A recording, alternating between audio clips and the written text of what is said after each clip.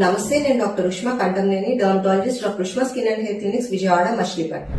ఈ సైక్లోన్ టైంలో వాతావరణం తేమగా ఉండడం వల్ల, హ్యూమిడ్ గా ఉండడం వల్ల, మన శరీరం మీద వెట్ క్లాత్ ఎక్కువ టైం ఉండడం వల్ల, వరద నీరు వల్ల బ్యాక్టీరియా అండ్ ఫంగస్ ఎక్కువగా గ్రో అవుతుంది.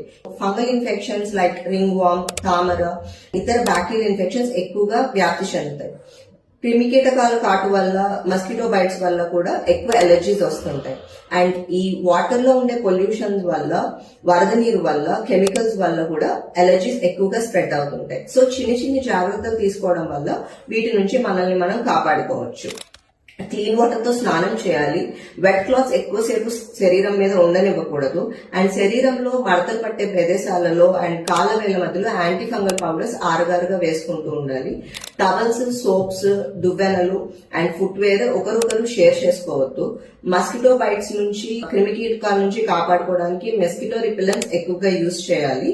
ఏమైనా చిన్న దెబ్బలు ఉన్నా, లేకపోతే ఈ వరదలో కొట్టుకొచ్చిన ఆబ్జెక్ట్స్ గీరుకోవడం వల్ల ఏర్పడిన వూండ్స్ ఉన్నా కూడా వెంటనే యాంటీసెప్టిక్ లోషన్స్ తో క్లీన్ చేసుకోవాలి. జాగ్రత్తలు పాటించుకోండి.